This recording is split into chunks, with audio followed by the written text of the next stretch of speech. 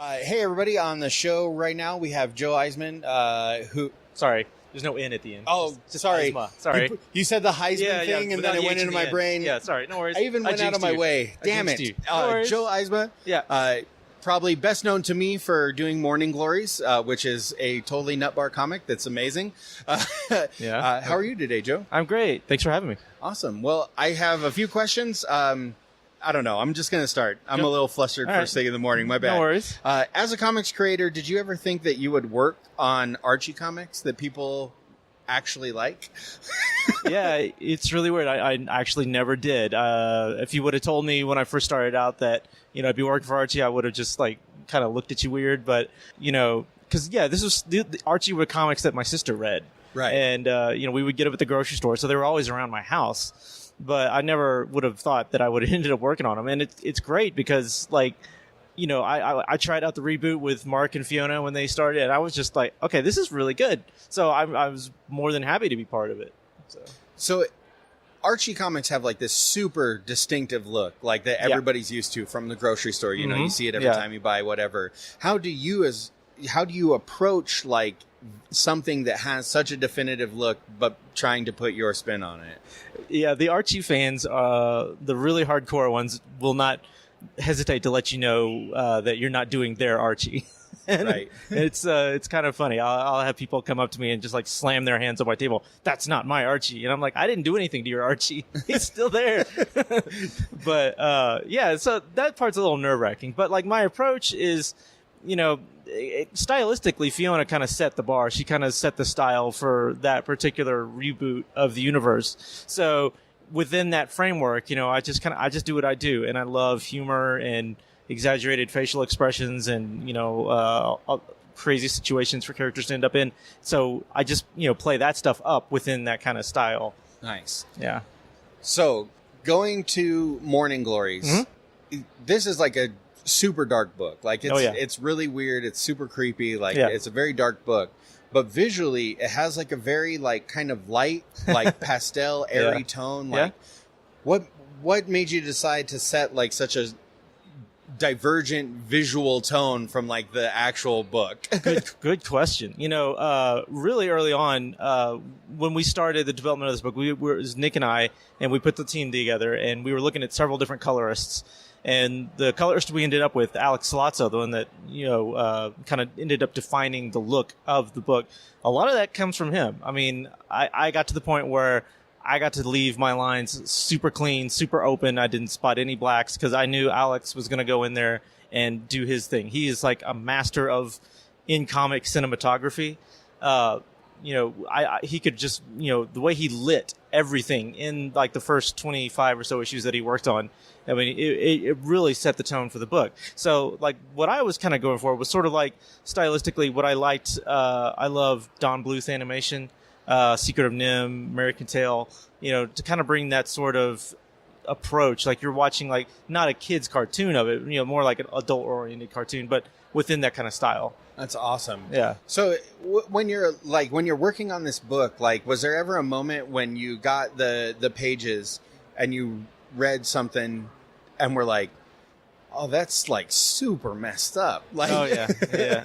Yeah. There are lots of times Nick would send in stuff and I'm like, really, we're doing this?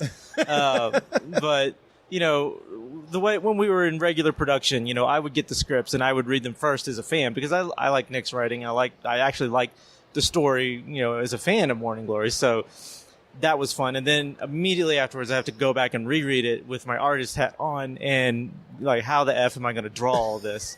So, because he would throw in crazy, biblical references, Tower of Babel, all that kind of stuff. And some of the stuff's not easy to find reference. I remember one particular sequence, he actually sent me somebody's college dissertation as reference. And I'm like, how is this helping me?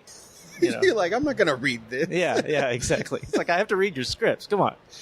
So tell me a little bit about Valiant High and doing the Denver Comic-Con exclusive cover. Oh, that's totally fun. I love Valiant. They've been really good to me. I started with them a couple years ago. I did a one-shot spin-off from Archer and Armstrong. It featured the villains of the series called The 1%. And it was one of the most depraved things I've ever drawn. but that kind of just got my foot in the door at Valiant. I made friends with a lot of the editors there, and just established a good working rapport. And I was already in progress of working on the new Quantum and Woody arc, and I don't know if they knew I was a guest here at this show or what, but they just kind of came to me and said, "Hey, would you like to do this cover?" They had Derek Charm drawing at him. He's drawn Jughead for Archie. I think they've had a Dan Parent variant cover. So it's kind of it's the Archie version of Valiant characters. So it was just kind of, I guess, maybe a no-brainer to do it, and I was glad to do it. I love drawing humor and lighthearted stuff as much as the dark and twisted stuff of Morning Glories. So yeah, no, it was a great chance to work on these kind of different versions of characters that I don't normally get to. It's really cool. Like it just seems like such a fun opportunity to be a guest at a convention and to get to do the exclusive cover for something. I know that's really neat. It's so rare. I've had situations cons where my art is on the badge, and I mean that's awesome. And to actually have an exclusive cover is like really cool. That is neat. So what's it like working with like super iconic licensed characters like Charlie's Angels or like Big Trouble in Little China? Like how picky are the editors about the look of the book is kind of what I was wondering. Yeah, it really depends. The license holders, it's not so much the editors are very picky. It's more like when you do these licensed properties, they are beholden to the licensor. The John Carpenter people were really easygoing. They didn't really come back with many notes. Other properties I've worked on, some haven't been announced yet, but it involves like the IP holder is a little bit more. No, it needs to be more like, it looks, the likeness isn't quite there, so you have to go back and tweak that. But it's fun. I mean, when I worked on the Riverdale comic of the Riverdale TV show, which is itself based on Archie comics, there wasn't a mandate that I had to match all the actors of the show, but you kind of want to, because you don't want somebody to pick up the comic and be like, that's not KJ Apa or whatever. Right. So it's more like how much, stylistically you want it to look, accurate. Because a lot of times companies, they want your take. And, somebody who's has a really cartoony style obviously isn't going to draw a lifelike Archie Andrews or whatever, so it's just, you got to find the middle ground. That's awesome. Yeah. So when you are approaching a license, and somebody has you do your take on something, you're saying that you don't feel comfortable going like too far astray. Yeah. But has there ever been somebody where you're like, I'm going to effectively do the Photoshop retouch of their face? I want to make Kurt Russell look a little bit, Yeah, I can't say I've ever been like that driven to nail a likeness. Where I come from, my approach to drawing something like a likeness or whatever is to fall on to caricature art. I didn't go to art school. I had 18 months in a grad program where we did art for game design, and it was kind of we had this. It was like boot camp. We had all these different kinds of things we had to learn, Photoshop and everything. We had a life drawing class, and we had one section where we kind of just trying out different styles, and we tried out caricature, and I really liked it. I'm not the type. I don't think I can't go to Six Flags and take a day and set up a caricature booth, but I do like to occasionally draw that stuff. That's kind of how I approach likenesses. You just kind of focus on a prominent feature of somebody's face, and you accentuate it or exaggerate it, and that's about my approach to likenesses. I don't really feel like I'm going to go trace a photo of Kurt Russell to get Jack Burton looking right. I may screen cap something to get an expression or whatever, but I'm not going to sit there and trace it. But reference is key. You have to use reference whenever you're working on something that is a licensed property. You want it to fit in with that and everything. So yeah, I'll keep tons of reference open while I'm working, just to be able to get close to their look. So you talked about doing a program with game design. Yeah. How has game design translated into doing comics?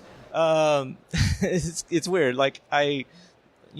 People are like, wow, you worked in games? Why'd you get out? And I was like, well, it wasn't that good of a job. It wasn't creatively fulfilling. The situation I was in, it was just you get a list of assets to make and make this and be done with it. So comics was my avenue to kind of creatively express myself.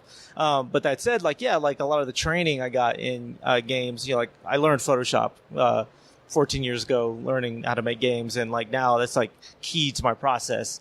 and I still use some of the fundamentals that I learned from then. I used to use a lot more 3D than I use now. I used to actually make 3D models of things. Like, I know a lot of artists will go to SketchUp and grab like a 3D model of a Maserati or something if they need it. I mean, if it's a really like specific car, yeah, I'll grab a 3D model of it. But, you know, like there were times like a lot of Morning Glory Academy, like I actually modeled that out in 3D and like built like virtual sets. Oh, that's awesome. Yeah, and I would have like these little dummy figures just so I could like get the perspective right.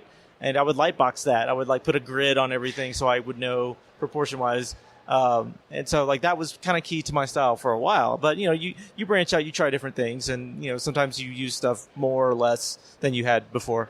That's really interesting that you have like literally a box of tools that a lot of artists don't have from your game design years. That's really interesting to me. Yeah.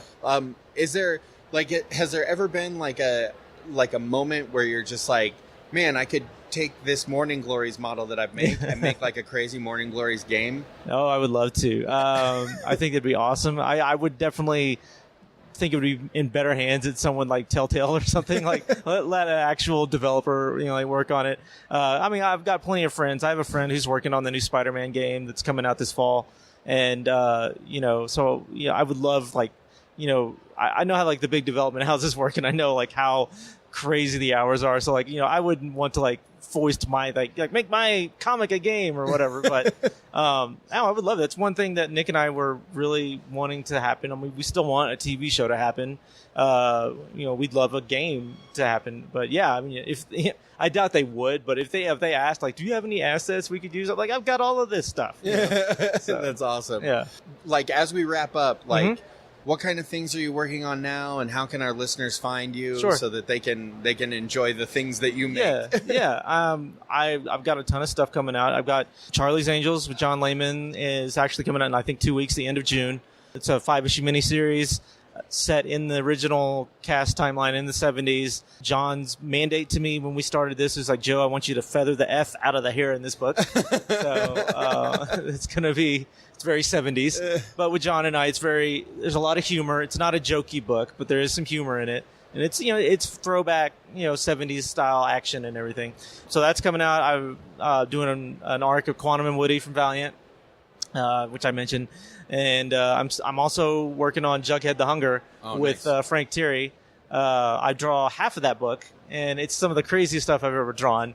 And it's like, yeah, it's light years from the other stuff at Archie that I've done. And I love it because it gives me a chance to like not just be the traditional kind of newer Archie guy. This is like really dark and disturbing and gory stuff.